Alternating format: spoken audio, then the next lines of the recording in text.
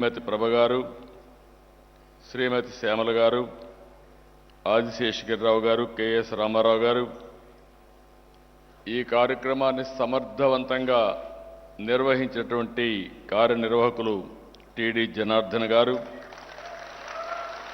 సహచర మంత్రివర్గ సభ్యులు పార్సారథి గారు, గౌరవ శాసనసభ్యులు గద్దె రామ్మోహన్ రావు గారు, బోడే ప్రసాద్ గారు, యార్లగడ్డ వెంకట్రావు గారు, శ్రీరామ్ రాజగోపాల్ తాతయ్య గారు, వర్ల కుమార్ రాజా గారు, కాగితం కృష్ణప్రసాద్ గారు, తంగిరాల సౌమ్య గారు, ఈరోజు సమర్థవంతంగా ఈ కార్యక్రమాన్ని నిర్వహిస్తున్నటువంటి వర్ల రామయ్య గారు,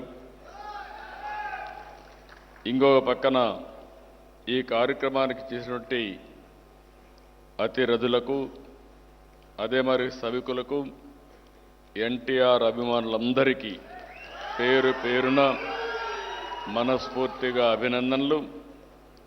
ఎన్టీఆర్ లిటరేచర్ కమిటీకి మనస్ఫూర్తిగా అభినందనలు. వారు లేకపోతే ఈ కార్యక్రమం లేదు. చాలా సమర్థవంతంగా నిర్వహించారు.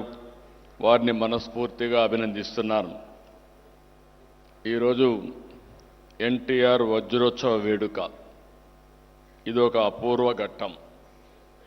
గత సంవత్సరం ఎన్టీఆర్ శత జయంతి వేడుకలు జరుపుకున్నాం. సంవత్సరం అంతా కూడా జరిపాం.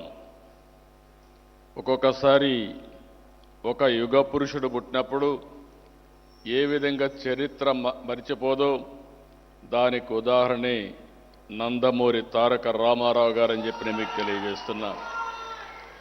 ఒక దేశంలో కాదు, ప్రపంచంలో అనేక దేశాల్లో ఆయన యొక్క శత జయంతి ఉత్సవాలు జరుపుకున్నాం.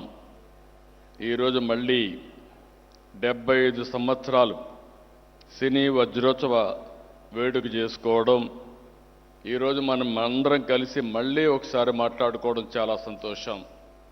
ఇప్పటికే చాలామంది మాట్లాడారు. మీరు కూడా బాగా టైం కూడా అయింది. నా తర్వాత కూడా మళ్ళీ వెంకయ్యనాయుడు గారు మాట్లాడాలి.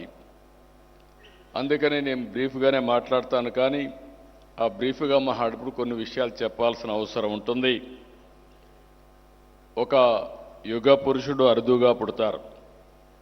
మనకు తెలిసిన, మనము చూసిన ఏకైక యుగ పురుషుడు నందమూరి తారక రామారావు గారని చెప్పి నేను మీకు తెలియజేస్తున్నా. ప్రపంచంలో ఎక్కడికెళ్ళినా తెలుగు జాతి పేరు ఇంటేనే గుర్తు వచ్చే ఏకైక వ్యక్తి ఎన్టీఆర్. చరిత్ర ఉన్నంత వరకు తెలుగువారి గుండెల్లో ఉండే ఏకైక వ్యక్తి ఎన్టీఆర్ అని చెప్పి కూడా నేను మీకు తెలియజేస్తున్నా. అచ్చ తెలుగుదనం, తెలుగువాడి ఆత్మగౌరవం, రెండింటికి అర్థం ఎన్టీఆర్. ఒక చిన్న రైతు బిడ్డ నుంచి తెలుగు సినీ చరిత్రలో ఒక ఎవరెస్ట్గా ఎదగడం, 9 నెలల్లోనే పార్టీ పెట్టి ముఖ్యమంత్రి కావడం చరిత్రలో ఎక్కడా జరగలేదు. భవిష్యత్తులో కూడా జరుగుతుందనే నమ్మకం కూడా లేదు, జరగదు. ఇటు వెండి తెరను కానీ అటు రాజకీయాలు ఏలిన ఏకైక నాయకుడు భారతదేశ చరిత్రలో ఒక్క ఎన్టీఆర్ అని చెప్పి కూడా నేను మీకు తెలియజేస్తున్నాను. రంగం ఏదైనా ఆయన అడుగుపెట్టిన ప్రతి చోట సువర్ణ అధ్యయనమే. ఎన్టీఆర్ నటించే తొలి చిత్రం మన దేశం. విడుదలై 75 సంవత్సరాలు. 75 సంవత్సరాలైనా ఆయన లేకపోతే మనం ఈరోజు జరుపుకుంటున్నామంటే అది ఎన్టీఆర్ అని చెప్పి కూడా నేను మీకు తెలియజేసుకుంటున్నా. ఒక్కొక్కసారి యుగ పురుషుల చరిత్ర కూడా మనం నెమరు వేసుకోవాలి, గుర్తు చేసుకోవాలి, స్ఫూర్తిని తీసుకోవాల్సిన అవసరం ఉంది. ఒక పల్లెటూరులో నిమ్మకూరులో శ్రీమతి వెంకట్రావమ్మ లక్ష్మయ్య చౌదరి దంపతులకి 1923 మే 25న జన్మించిన యుగ పురుషుడు, కారణ జన్ముడు, ఎన్టీఆర్ అని చెప్పి కూడా నేను మీకు తెలియజేస్తున్నా. ఆయన చరిత్ర చూసినప్పుడు మీరు ఎవరైనా సరే, నేను ఆయనతో కలిసి చాలాసార్లు మాట్లాడినప్పుడు అప్పుడప్పుడు కొంచెం ఆయన హిస్టరీ అంతా చెప్పేవారు నాకు. ఏ విధంగా ఆయన చరిత్రలో జరిగిన సంఘటనలన్నీ కూడా చదువు కోసం విజయవాడకు రావడం, విజయవాడ నుంచి ఆ రోజుట్లో మనం చూస్తే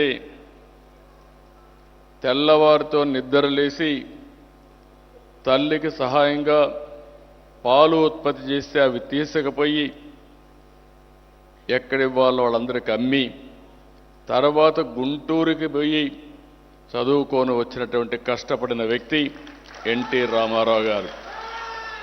ప్రతి ఒక్కరి జీవితాలు, ఏ జీవితం చూసుకున్నా మీరు గుర్తుపెట్టుకోవాల్సింది, చిన్నప్పుడు కష్టాల్లోనే పుడతాం, తర్వాత మన శక్తిని బట్టి, మన సామర్థ్యాన్ని బట్టి మన జీవితాన్ని మలుచుకునే పరిస్థితి వస్తుంది. 1945లో మద్రాసు రైలు ఎక్కాక ఎన్టీఆర్ జైత్ర యాత్ర ప్రారంభమైంది.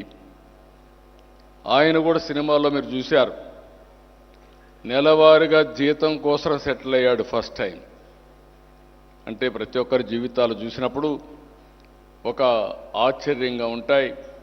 అలాంటి జీవితాన్ని ప్రారంభించి మళ్ళీ చూస్తే ఆ రోజు మద్రాసు వచ్చిన తర్వాత ఎల్వి ప్రసాద్ గారు, నాగిరెడ్డి గారు, చక్రపాణి గారు మొదటిసారి సహకరించడం, సినిమాల్లో అవకాశం ఇవ్వడం. ఆ తర్వాత మనం ఒక్కసారి చూస్తే సాంఘిక, పౌరాణిక, జానపద, చారిత్రక పాత్రలో నటించి ప్రాణం పోశారు. 300 సినిమాల్లో నటించారు. ఏడాదికి 10-15 సినిమాలు. ఇప్పుడు ఒక సినిమా 3 ఏళ్లు పడతా ఉంది, కానీ ఎన్టీ రామారావు గారు మాత్రం సంవత్సరానికి 10 నుంచి 15 సినిమాలు నటించే పరిస్థితికి వచ్చారు. ఇంకొక పక్కన మీరు చూస్తే భారతదేశ సినీ చరిత్రలో ఎన్టీఆర్ల విభిన్న పాత్రలో పోషించినటువంటి ఒక నటుడు వేరే వాళ్ళు ఎవ్వరు దొరకరు, ఎవరు కనిపించరు. ఏ పాత్ర పోషించిన ఆయన్ని మీరు చూస్తే ఆ పాత్రలో జీవించాడు. ఒక వెంకటేశ్వర స్వామి పాత్ర వేయాలన్నా, శ్రీకృష్ణుడు పాత్ర వేయాలన్నా ఆయన ఒక క్రమశిక్షణ, నాన్ వెజిటేరియన్ తినేవాడు కాదు. అదే సమయంలో ఇంట్లో కూడా మంచం మీద పడుకునేవాడు కాదు, చాప మీద పడుకునేవాడు. అంటే ఒక మనిషి ఏదైనా ఒకటి చేయాలంటే ఏ విధంగా ప్రాక్టీస్ చేస్తారనేది ఎన్టీ రామారావు గారు ఒక ఉదాహరణ. ఒక రాముడు, ఒక కృష్ణుడు, ఒక వెంకటేశ్వర స్వామి. ఒకప్పుడు మీరు చూస్తే